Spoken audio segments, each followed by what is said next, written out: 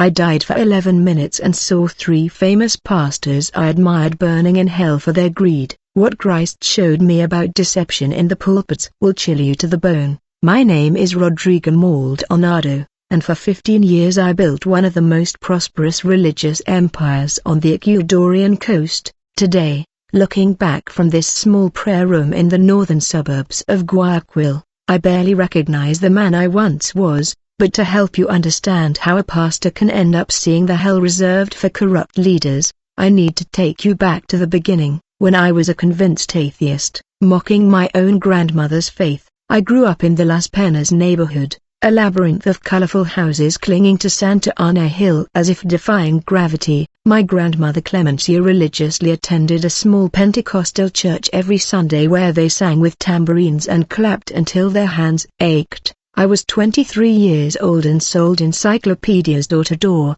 barely earning enough to buy a fried corvina with plantains at the market and pay the rent for my windowless room. I considered myself an intellectual, a free thinker. I always carried a worn copy of Darwin's On the Origin of Species in my backpack, and I loved debating with evangelicals on street corners along the Malcan, demonstrating with scientific arguments that God was just an invention to control the ignorant masses. But the life of a street vendor was hard. After 2 years of knocking on doors and accumulating rejections, I was desperate to change my situation. That's when I met a charismatic pastor named Esteban Rogers at a self-improvement and success conference at the Overd Hotel.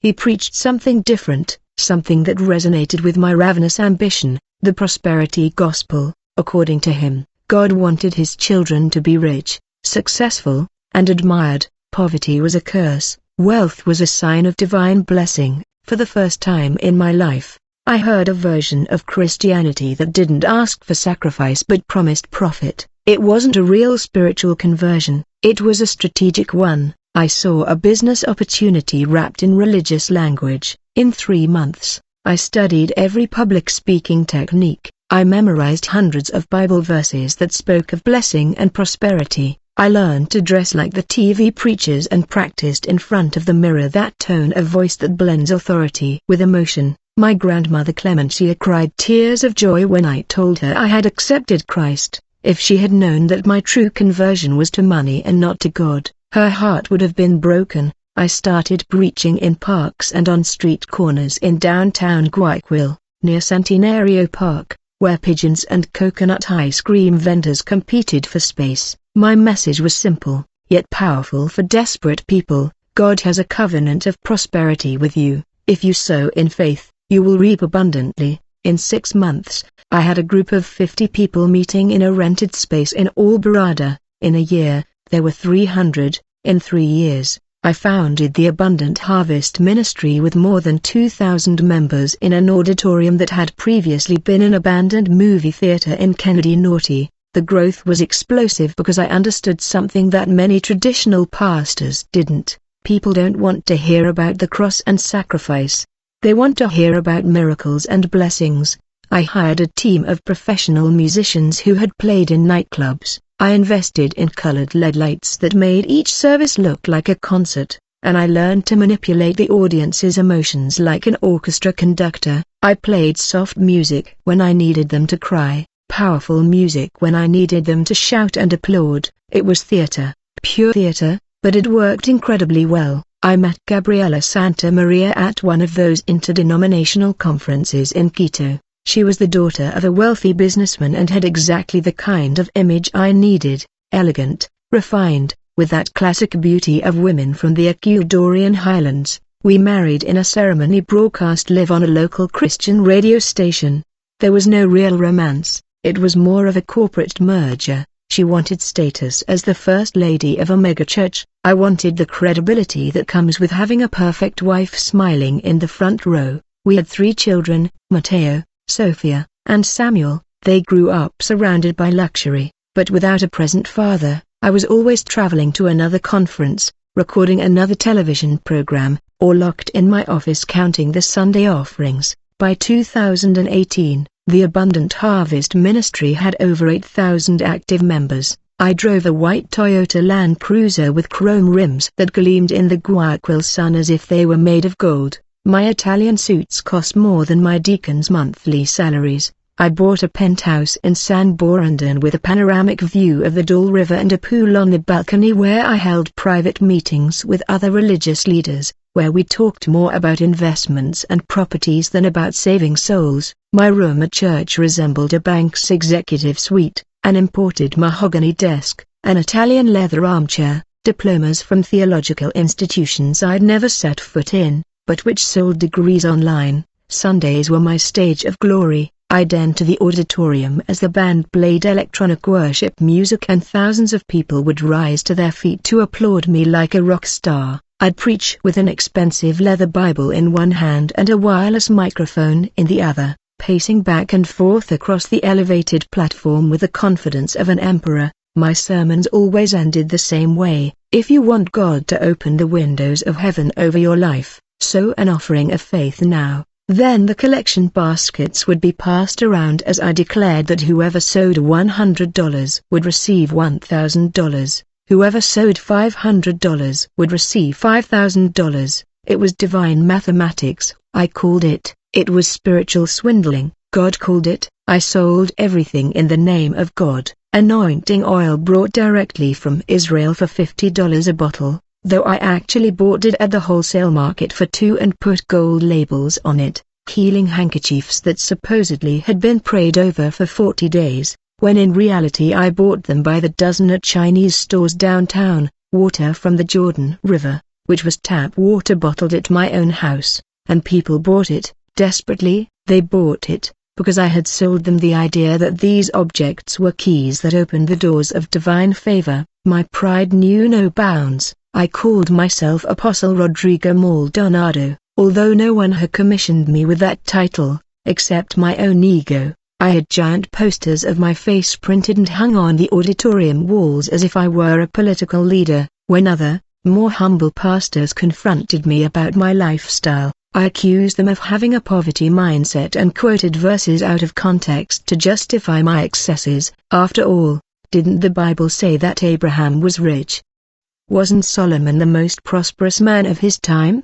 I was simply claiming my inheritance as the king's son. I preached with a confident voice while inside I knew perfectly well that I was twisting the scriptures for my own benefit. I dined at the finest restaurants in Urdesa, where shrimp ceviche cost $35 and seafood rice was served on fine china. My wife, Gabriella, and I were constantly photographed for the church's social media, always smiling, always perfect, always showing off our Rolex watches and our glittering jewelry as proof that serving God has abundant material rewards. But behind those photos was an empty marriage, superficial conversations, and nights when we slept in separate rooms of our mansion because we no longer even had the energy to pretend to be intimate. My children saw me more on television screens than at the breakfast table. Mateo developed anxiety problems that I ignored because admitting that my son needed therapy would have ruined our image of a blessed, perfect family.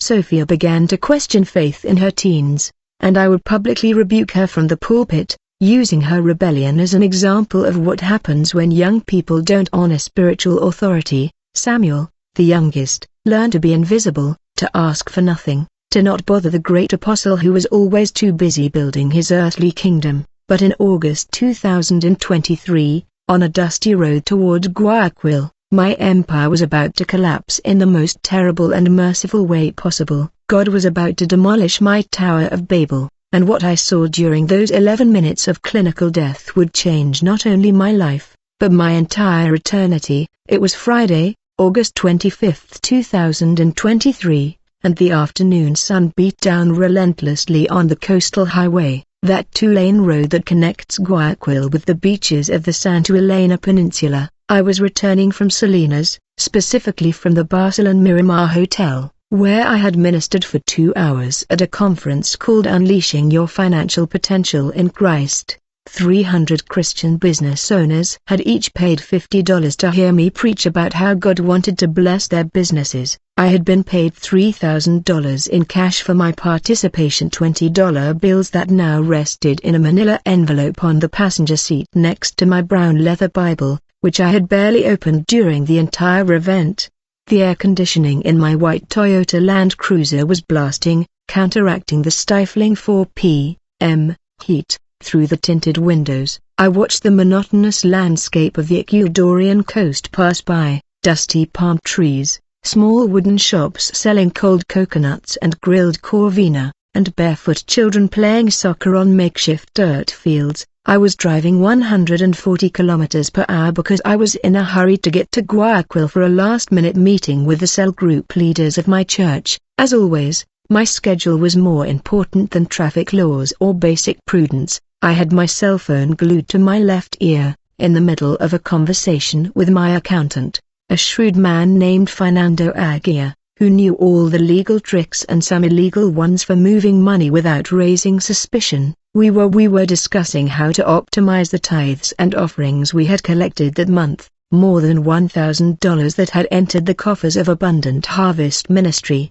Fernando was explaining to me a complex strategy that involved transferring funds to an account in Panama in the name of a foundation that existed only on paper to avoid taxes and keep that money out of the reach of any tax audit. Passport, Apostle: if we move $80,000 to the Panamanian account and leave $100,000 in the main church account, we can justify operating expenses and no one will ask questions, Fernando said with that calculating voice that I had learned to appreciate. I laughed, feeling intelligent, astute, invincible, perfect. Brother, God is opening doors of financial wisdom for us.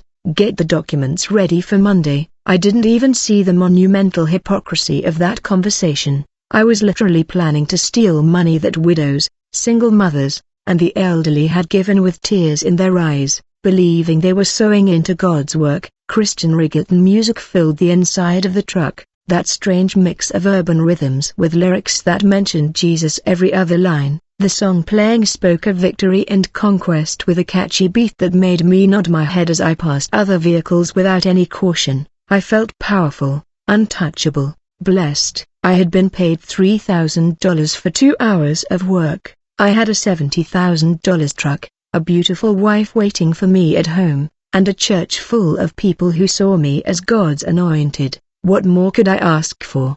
I drove through the progress lane without slowing down. My vehicle, with church plates, allowed me to drive without paying. I passed through the small villages of Chongan and Cerecita, where the cane and wood houses lined the side of the road and free-range chickens pecked at garbage in the ditches. In my arrogance, I didn't even see those people as real human beings with real struggles. To me, they were simply part of the scenery, extras in the movie of my glorious life. If I had been asked at that moment if I cared about the poor, I would have recited verses about generosity, while inside I felt absolutely nothing for them. It was exactly at kilometer 38, near Cerecita, where my earthly life came to its violent end. I was still talking with Fernando, finalizing details of our tax evasion strategy, when a huge banana truck appeared from my right, one of those old, overloaded vehicles that transport green bunches of bananas from the inland plantations to the coastal markets. The truck suddenly invaded my lane. The driver probably fell asleep or lost control. I didn't have time to react. I saw the truck's blue cab appear in front of me like a gigantic wall. I dropped my phone, instinctively turned the steering wheel to the left, but it was too late. The impact was apocalyptic. The sound of twisting metal mingled with shattering glass and the screech of tires on the hot asphalt. I felt my Land Cruiser, that luxurious fortress that had cost me a fortune, bend like aluminum foil. The airbags deployed, but they weren't enough to protect me from the brutal force of the crash. The first thing I registered was the smell, an intense burning smell mixed with the sweet aroma of ripe bananas that had burst open on impact, scattering their yellowish pulp across the pavement and the wreckage of my vehicle. Then came the sounds, the hiss of the bursting radiator, the constant dripping of fluids, the distant shouts of people running toward the accident. Someone was yelling, "Call an ambulance. Call fast."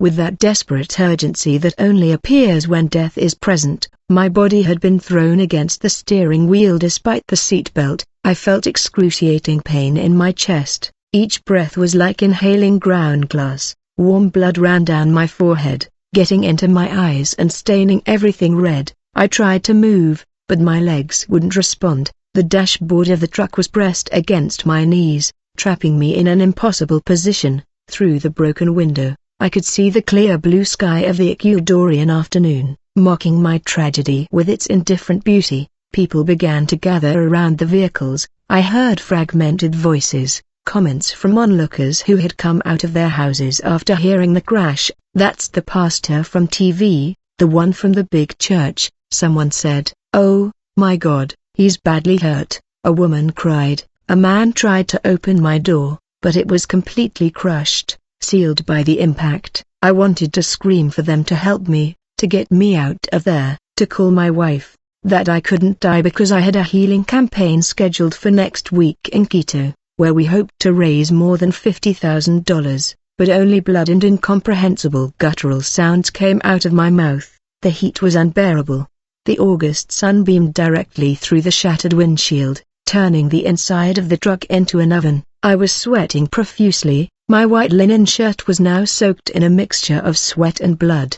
The $20 bills I had been paid for the conference were scattered on the floor of the vehicle, some stained red, others blowing away in the breeze that came through the broken windows. Money that 5 minutes ago had made me feel powerful was now just useless paper floating around my dying body. I began to feel cold despite the heat. My hands trembled uncontrollably. My vision blurred at the edges as if I were looking through a tunnel that was getting narrower and narrower. I heard the sirens of an ambulance approaching from Progresso, but they sounded so distant, as if they came from another world. My breathing became ragged and shallow. Each breath was a battle I was gradually losing. The paramedics finally arrived. 2 young men in green scrubs moved with professional urgency. One of them, a dark-haired young man with a mustache who couldn't have been more than 25, peered through the broken window and took my pulse in my neck. I saw his expression change, that micro-gesture that healthcare professionals make when they know the situation is serious.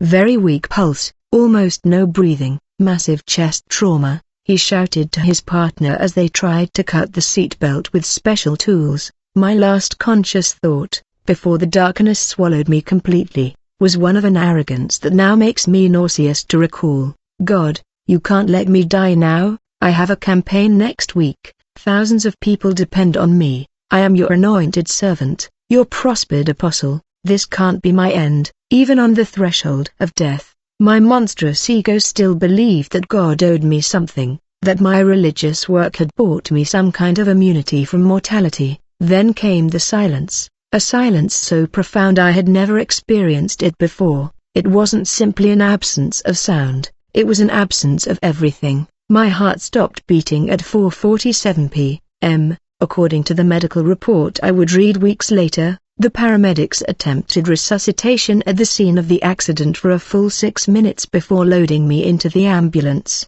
On the way to the Isabel Gilbert Pontin Specialty Hospital in Guayaquil, my heart showed no electrical activity. I was clinically dead, but what the paramedics didn't know, what the doctors couldn't measure with their instruments, is that while my body lay lifeless in that ambulance speeding desperately down the road to the coast, my soul had been ripped from this world and brought before a tribunal that makes any earthly court seem like child's play. During those 11 minutes that I was declared dead, there were things that no theology course had ever prepared me to face. Truths that demolished every lie upon which my religious empire had been built. There was no tunnel of light, like they show in the movies. There was no smooth transition or sense of peace. It was instantaneous and terrifying. 1 second I was in the absolute darkness of death, and the next I was in a place I can't describe with human words because it defies all the physical logic we know. It wasn't a 3-dimensional space.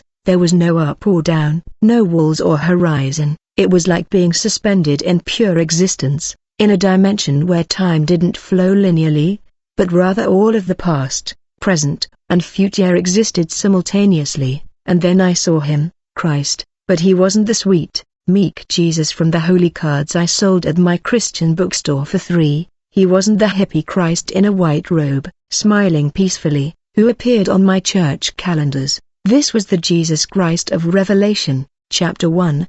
the one John describes with eyes like flames of fire and a voice like the sound of many waters. He was glorious and absolutely terrifying. At the same time, his presence radiated a light so intense that it didn't come from any external source, but from his own being, a light that not only illuminated, but revealed that it penetrated every dark corner of the soul without mercy. I couldn't look him directly in the eyes. I tried, but it was like trying to look directly at the midday sun in the middle of a Guayaquil summer, multiplied by 1,000. Every time I tried to lift my gaze beyond his feet, which shone like burnished bronze, I felt my entire being disintegrate before his holiness. I fell to my knees, or at least that was the sensation, because in that place I had no physical body, but my consciousness adopted postures as if I did, and in that moment of absolute terror, I understood something devastating. For 15 years I had been preaching about someone I didn't know at all.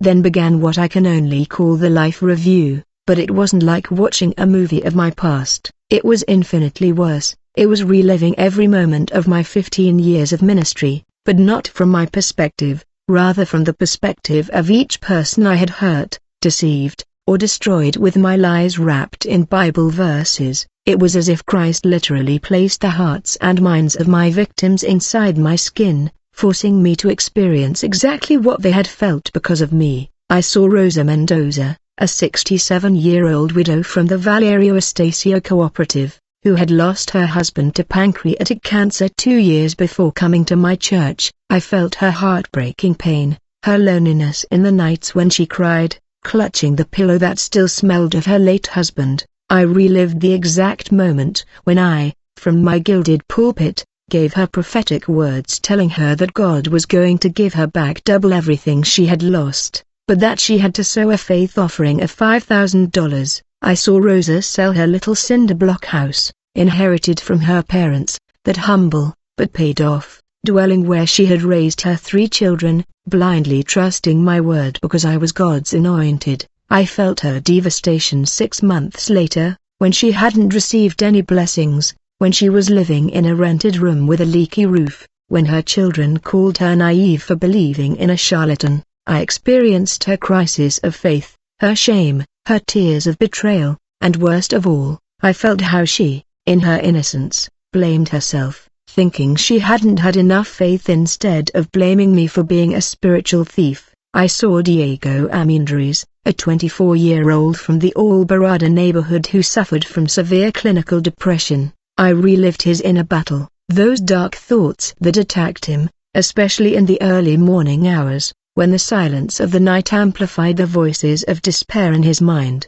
I felt his courage in seeking help at my church, his fragile hope that perhaps God could heal him of that invisible illness that was slowly killing him. And then I experienced the devastating moment when I was in a service in front of 3,000 people. I publicly pointed him out and declared that his depression wasn't an illness, but a lack of faith and an open door to the enemy due to hidden sins. I felt the humiliation that pierced his chest like a spear, the gaze of 3,000 pairs of eyes judging him, the crushing weight of shame. I saw Diego stop taking his psychiatric medication, because I had said that God's children don't need pills, but prayer, and I experienced a horror that broke my soul the morning Diego hanged himself from a beam in his room, leaving a note that read, "If God doesn't want to heal me, it's because I'm too sinful to be loved." My false theology had literally pushed him to the grave. There were dozens of families drowning in debt, marriages destroyed because the husband had taken out loans from loan sharks in Guasmo to plant 1,000 for 1 pacts that I promised in my campaigns. I felt Mariana Sedano's terror when debt collectors banged on her door at midnight, threatening to take her furniture because her husband had bet the rent money on my false prophecies of multiplication. I experienced Jose Zambrano's despair when he had to take his children out of private school because he had invested their educational savings in my apostolic expansion project, which turned out to be simply money to remodel my house in San Borondon with Italian marble floors. But the most shocking thing, the thing that completely shattered my arrogance, came later. Christ didn't just show me my individual victims. He took me to a place that to this day I find impossible to describe without my whole being. It was a place of torment, of eternal agony, of darkness so dense that you could feel the physical weight of hell. And it wasn't metaphorical or symbolic, it was literal, real, more real than anything I had ever experienced on earth. And there, in the midst of that indescribable horror, I saw religious leaders, famous pastors, renowned evangelists, apostles who had filled stadiums. I recognized them because I had shared platforms with them, had dined with them in expensive restaurants, I had exchanged church growth strategies with them. I saw specifically 3 Ecuadorian leaders, whose names I won't mention because their families are still alive, but they were men who appeared on billboards in Quito, who had television programs on Christian channels, who drove Hummer trucks and lived in mansions with private tennis courts. I saw them in absolute agony. They screamed with voices that tore at the soul, not only from the physical pain of the fire that consumed them, without completely destroying them, but from the mental torment of seeing with total clarity for the first time the magnitude of their deception. One of them, a pastor who had been my mentor in the early years, shouted over and over the names of the people he had led astray from the true gospel. Maria Torres, forgive me. Roberto Sanchez, I lied to you. Guerrero family, I stole from you. Their screams were useless because there was no longer any opportunity for repentance, only eternal awareness of the irreversible consequences of their actions. I saw a famous Colombian evangelist who had built a media empire selling bracelets of divine protection and salvation from the Dead Sea to desperate elderly people. I saw him writhing in flames that didn't extinguish his conscience, but intensified it, forcing him to see, in an endless loop, the faces of every widow he had deceived, every terminally ill patient to whom he had sold false hope. His punishment wasn't just the fire, it was the perfect, inescapable memory of his wickedness, multiplied by every life he had ruined. I saw a Mexican bishop who had sexually abused young people in his congregation while preaching about holiness and purity. His torment included eternally reliving not only his vile acts, but also the devastating impact they had on each of his victims, the nightmares, the suicide attempts, the destroyed lives, the shattered families. And the most horrifying thing is that he couldn't escape this review. He was forced to experience every second of the trauma he had caused, multiplied by the number of victims in a cycle that had no end. Christ didn't need to tell me anything at that moment. The message was crystal clear. This is what awaits you if you die without genuine repentance. These were leaders just like you. They preached like you. They deceived like you. And now they suffer as you will suffer. The warning pierced me to the very core with a terror that no words can adequately capture. After witnessing the tormented by those corrupt leaders in hell, I expected Christ to condemn me with words of judgment, to declare my sentence with a thunderous voice, like the prophets of the Old Testament. But there were no words. There was something far more devastating, silence, a silence that weighed like mountains on my conscience. Christ simply looked at me. And in that gaze there was something worse than anger or disappointment. There was sadness, a sadness so profound that it held the weight of every soul I had led astray from the true path. Then began the most brutal confrontation a human being can experience, the contrast between what I preached and what he actually taught. It was like placing 2 photographs side by side, one so distorted and ugly that it was unrecognizable compared to the original. Christ showed me scenes from my ministry projected onto what I can only describe as a living screen where I could see, hear, and feel everything simultaneously. I saw myself in the pulpit of Abundant Harvest Ministry, one Sunday in July 2019, preaching on Malachi, chapter 3, God says, "Bring the tithes into the storehouse." I shouted into my wireless microphone, pacing back and forth across the platform, wearing my navy Armani suit and Italian shoes that gleamed under the LED lights, "and test me, and see if I will not throw open the floodgates of heaven and pour out so much blessing that there will not be room enough to store it." My voice was powerful, convincing, full of a confidence that I now recognize as pure manipulation. Then came my favorite part of the sermon where I applied the biblical text. If you sow $1,000 today, God will return $10,000 to you in the next 6 months. It's a promise from heaven. It's divine math. It's not faith. It hurts your wallet, but alongside that scene, Christ showed me what he truly taught. I saw Jesus on the Mount of Beatitudes in his simple tunic, his bare feet covered in dust from the road, surrounded by poor fishermen, marginalized women, the sick, and those excluded from society. I heard him say with crystal clarity, "Blessed are the poor in spirit, for theirs is the kingdom of heaven. Do not store up for yourselves treasures on earth, where moths and vermin destroy, and where thieves break in and steal, but store up for yourselves treasures in heaven." I saw how he lived without a place to lay his head, how he refused to be made an earthly king, how he washed the feet of his disciples like the lowliest of servants. The contrast was like a knife piercing my soul. I had preached prosperity. He preached poverty of spirit. I taught accumulation. He taught renunciation. I promised comfort.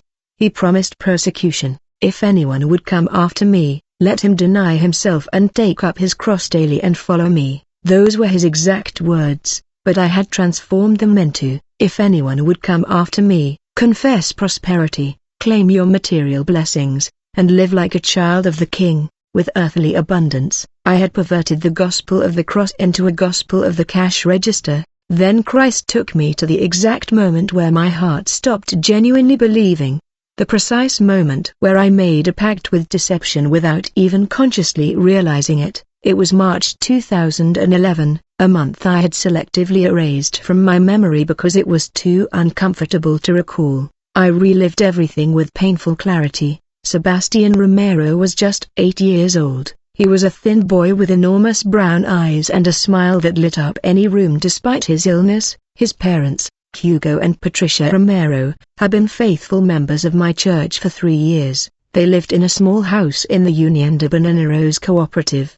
They worked hard selling food from a cart on Pedro Cabo Street in downtown Guayaquil, and religiously gave an offering every Sunday despite their financial limitations. When they were diagnosed Sebastian with acute lymphoblastic leukemia, they came to me desperate, with eyes full of tears and a childlike faith that broke my heart, or at least it should have. The doctors at the Francisco de Icaza Bustamante Children's Hospital had given them a guarded prognosis. Sebastian needed aggressive chemotherapy and possibly a bone marrow transplant that cost tens of thousands of dollars that they could never afford. They came to my luxurious office with their emaciated son, his head already bald from the first rounds of chemo, and begged me to pray for a miracle, and I, in my monstrous arrogance, saw an opportunity. I decided to turn Sebastian's illness into a platform to demonstrate my supposed apostolic power. I organized a special healing service on a Friday night.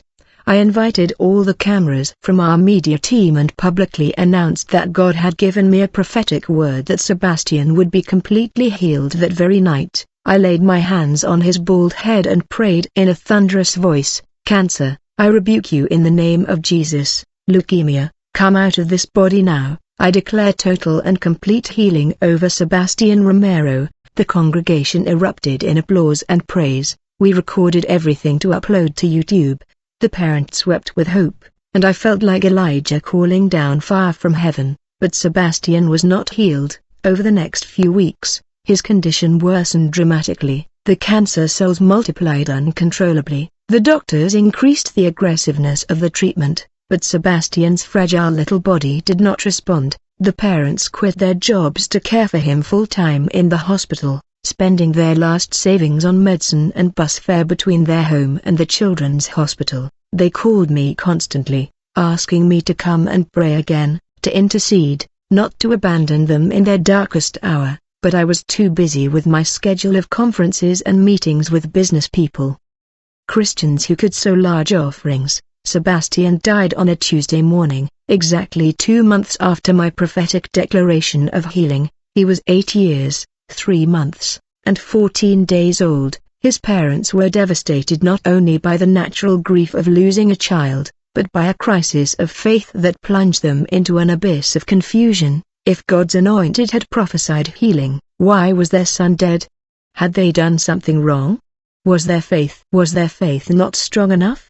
And there, in that critical moment where a true pastor would have acknowledged his error, humbled himself publicly, and wept alongside that heartbroken family, I chose to protect my reputation at any cost. The following Sunday, I briefly mentioned Sebastian's death from the pulpit, but instead of admitting that my prophecy was presumptuous and false, I subtly blamed the parents, brothers and sisters. Sometimes God wants to heal, but he encounters obstacles of unbelief or hidden sins in families that block the miracle, I said in a solemn tone, while thousands of people absorbed my lie as if it were biblical doctrine. I never visited Hugo and Patricia after the funeral. I never asked for their forgiveness. I simply let them bleed spiritually while I continued building my empire. That was the moment, that was the precise instant when I stopped being a misguided religious leader and became a conscious fraud, because deep down, in that secret place of the heart that only God can see, I knew I had lied,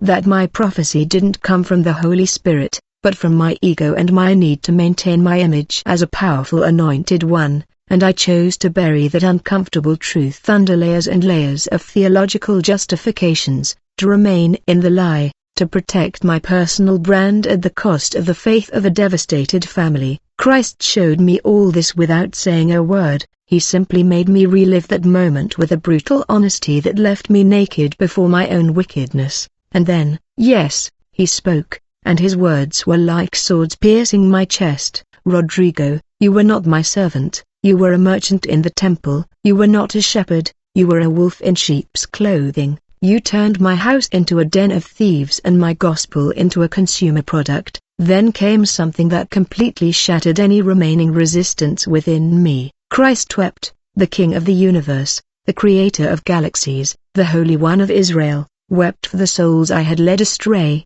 I saw his tears fall, each one containing the name and story of a specific person who had been harmed by my corrupt ministry. Tears for Rosa Mendoza living in a leaky room, tears for Diego Almendres hanging from a beam, tears for the destroyed marriages, the children taken out of school, the families in debt, and above all, tears for Hugo and Patricia Romero, who had lost not only their son, but their ability to trust spiritual leaders. Each of these souls was precious to me. Christ told me, his voice breaking with pain, I died for them, I shed my blood to redeem them, and you used them as stepping stones to build your kingdom of vanity. You sold my grace as if it were merchandise in a marketplace. You promised things in my name that I never promised. Then came the most devastating declaration of all words, words that are seared into my memory. Your youthful atheism was more honest than your fake Christianity,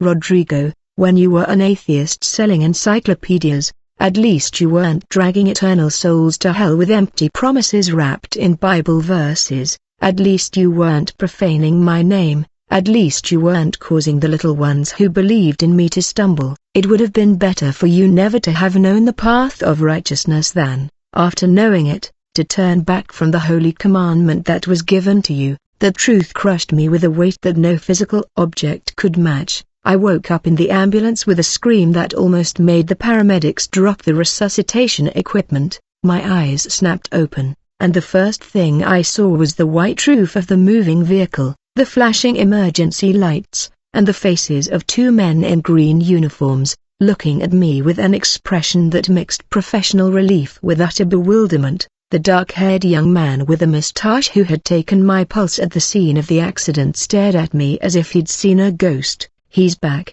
he has a pulse, he's breathing, he shouted as he frantically checked the monitors that showed my heart had begun beating again after 11 minutes of total silence. But I wasn't the same Rodrigo Maldonado who had climbed into his Toyota Land Cruiser that afternoon in Salinas. Something fundamental had changed deep within me. The first words that came out of my bloodied mouth weren't to ask them to call my wife or contact the leaders of my church. They were, "Forgive me, Lord, forgive me." I repeated it over and over like a desperate mantra, tears mingling with the dried blood on my face, sobbing with an intensity that alarmed the paramedics because they thought the trauma of the accident had affected me psychologically. We arrived at the Abel Gilbert Ponton Specialty Hospital on 25 de Julio Avenue, and I was taken directly to the emergency room. The next 3 days were a blur of surgeries, blood transfusions, x-rays, and doctors talking in medical terms about fractured ribs, a pulmonary contusion, and moderate head trauma. But while my body was being repaired with sutures and bandages, my soul was undergoing a transformation no surgeon could perform. Every time I closed my eyes, I saw scenes from my near-death experience with a clarity that didn't diminish with time. I saw the face of Christ weeping, I heard the screams of corrupt pastors in hell, I felt the crushing weight of every life I had harmed. Gabriella arrived at the hospital Saturday morning wearing an elegant white linen ensemble and Chanel sunglasses, more concerned about the news cameras in the hospital lobby than about my actual condition. She entered my room with that air of a first lady of a megachurch, expecting to find the prosperous, wounded, but victorious apostle, ready to turn this accident into a motivational testimony for our social media. Instead, she found a broken man weeping uncontrollably in a hospital bed with a tube sticking out of his arms and a Catholic nurse's rosary in his trembling hands.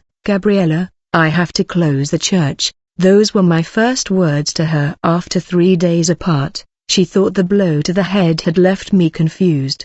"Honey, you're on medication, you don't know what you're saying. Rest and we'll talk later," she replied in a maternal, condescending tone, but I insisted, grabbing her wrist with what little strength I had. "I'm not confused, I'm seeing clearly for the first time in 15 years. Everything we built was a lie. We are spiritual thieves. We have to give everything back."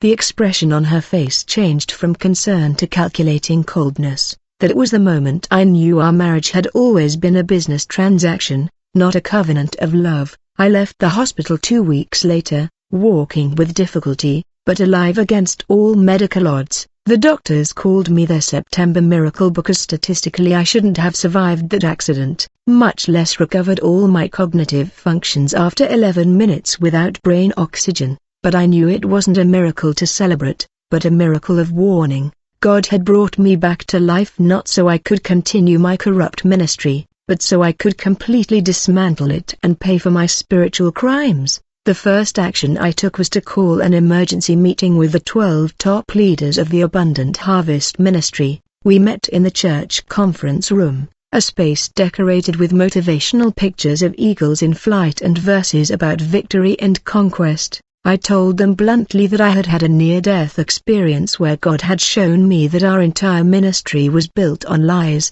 manipulation, and greed, and that we were going to close our doors, return all the money we could trace, and publicly confess our deceptions. The reaction was exactly what I expected. 11 of the 12 leaders looked at me as if I had lost my mind. "Pastor, you're traumatized by the accident, you need more recovery time," one said. "We have employees who depend on your salaries, we can't just close," another argued. "And what will the other pastors in the city say? We'll be the laughingstock of the entire Christian community," a third person complained. Just one, Pastor Julio Bravo, who oversaw the cells in the southern zone, had tears in his eyes. "I too have been feeling conviction, Brother Rodrigo. I believe God used you to open all our eyes," he said, his voice breaking. 2 weeks later, on a Sunday morning, I climbed into the pulpit of the Abundant Harvest Ministry for the last time. The auditorium was packed with over 3,000 people who expected to hear my testimony of miraculous survival, ready to applaud and take Instagram photos with the hashtag the media team had prepared, Apostles Miracle. Instead, what they heard was a 45-minute confession that turned that service into something they would never forget. I told them everything unfiltered. I spoke about how I had built the ministry on marketing principles and psychological manipulation instead of biblical truth. I confessed that I sold oil and handkerchiefs bought at the wholesale market as if they were anointed objects from Israel. I admitted that my prophecies were calculated predictions based on information I gathered from the prayer forms people filled out. I revealed the exact figures of how much money I had embezzled for my personal use. More than $800,000 in the last 5 years, which went toward my luxury SUV, my penny, my vacation trips to Miami and Cancun disguised as spiritual retreats, and dinners at expensive restaurants with politicians and business people who could open doors to more influence and money. I spoke to them specifically about Sebastian Romero, the 8-year-old boy who died of leukemia after I publicly prophesied his healing. I told them how I'd blamed his parents instead of admitting my mistake. I showed them my true heart, that black heart that cared more about maintaining my reputation than about the pain of a broken family. Hugo and Patricia Romero, if you are here today, I publicly apologize. I failed you as your pastor. I used your son's suffering to feed my ego and then abandoned you in your darkest hour. I said this while weeping uncontrollably in front of thousands of people who were in absolute shock. The auditorium was deathly silent. Some people were crying, others looked at me with barely contained anger, realizing they had been deceived for years. Many simply got up and left in the middle of my confession, shaking the dust from their feet as a sign of rejection, but I continued to the end. As of today, the Abundant Harvest Ministry is closing its doors permanently. I will sell all my material possessions acquired with tithe and offering money. I will personally contact every family I can identify that was financially harmed by my false promises, and I will return their money with interest, if possible, and I will dedicate the rest of my life not to being a famous leader, but to being an anonymous servant of the true gospel of Jesus Christ. The following months were the most difficult of my life. Gabriella left me exactly 2 weeks after that public confession. She took our 3 children to her parents' house in Quito and sent me divorce papers by certified mail. In them, her lawyer argued emotional abandonment and intentional destruction of the family assets. She wanted the successful apostle with the Land Cruiser, not the repentant man willing to live in poverty for restitution. My children stopped answering my calls. In her mind, I had betrayed the family by choosing truth over comfort. I sold the penthouse in San Borondon. The entire sale generated $420,000, which I immediately placed in an account overseen by an independent Christian accountant for distribution to identified victims. I sold the Toyota Land Cruiser, wrecked like scrap metal, and with that money, plus my personal savings, I bought a used 2008 Chevrolet Aveo, which I now drive for my service ministries. I sold my Italian suits at a thrift store and now wear jeans and simple shirts. I sold my Rolex watches and gold jewelry at a pawn shop. Everything, absolutely everything I had acquired with church money was liquidated and designated for restitution. I lost 90% of my congregation. Of the 8,000 people who filled the auditorium, only about 300 remained who were genuinely interested in following Christ and not a charismatic leader. Some of them forgave me, many did not. I receive occasional messages on social media from people who curse me, calling me a false prophet and a con artist, and they're right. I accept each insult as part of my deserved penance. Today I serve in a small, traditional Pentecostal church in the northwestern suburb of Guayaquil, in the Florida Bastion neighborhood. It's a congregation of approximately 40 people. Mostly humble families who work as shopkeepers, mechanics, domestic workers, and street vendors. I'm not the senior pastor, I'm simply the Sunday school teacher for children ages 6 to 12. I teach them Bible stories with a flannel board and puppets made from old socks. I earn $200 a month as a voluntary salary, which barely covers my rent in a 1-bedroom apartment in a cooperative where you can hear roosters crowing at dawn and city buses rumble on Polvorienta Street. Every Wednesday afternoon I visit the Infectious Disease Hospital, Drive, Jose Daniel Rodriguez Mariduena, and the Children's Hospital, Drive, Francisco de Icaza, Bustamante. I go to the Pediatric Oncology Awards, where children bald from chemotherapy fight aggressive cancers. I don't go to prophesy miraculous healings, I simply go to read stories, make balloon animals, bring homemade cookies that I bake in my small electric oven, and hug heartbroken parents who are watching their children suffer. I tell them my story when they ask me who I am. I tell them about Sebastian Romero and how my arrogance failed him and his parents. Some listen with compassion, others tell me to leave, and I never returned. I have personally contacted more than 200 people in recent months to ask for their forgiveness face to face. I have traveled on interprovincial buses to Quito, Cuenca, Mocala, and Santo Domingo, looking for the addresses of families I remember specifically hurting. I knock on their doors with a check in hand if I have restitution funds available, or simply with tears, if I have nothing material to offer them. except forgiveness, which many are not ready to give. Some doors are slammed in my face, some men have threatened me with hitting me, a woman spat on me and told me her son committed suicide because of me. I accept it all as part of the price I must pay. This testimony I shared today is not to restore my reputation, that died at kilometer 38 on the road to the coast, along with the arrogant Rodrigo Maldonado. It is a solemn warning to other leaders who are walking the same destructive path I walked. Hell is real, judgment is certain. Christ demands truth, not media spectacles. He demands sacrifice, not accumulation. He demands humility, not platforms of influence. If you are using the pulpit to feed your ego and your pockets, stop now while you still have time, because I died and saw with my own eyes that God is not mocked, and what a man sows, that he will also reap. Trying hard to overcome every fear that calls my name, every voice that wants to raise.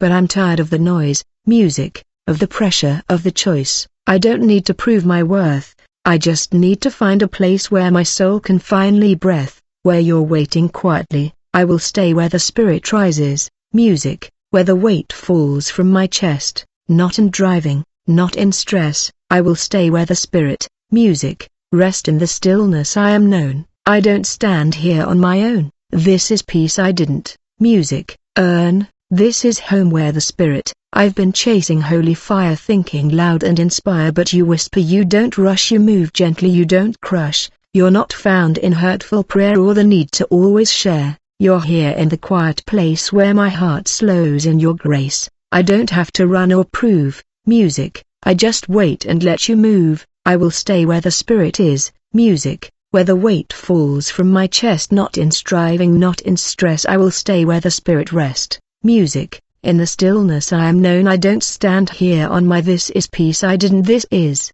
music. If you hear, I don't need more. I don't need to search the door. Every answer, every need is already close to me. You don't fear the silent space. It's where I face to face. No demand, no test. Just your presence here.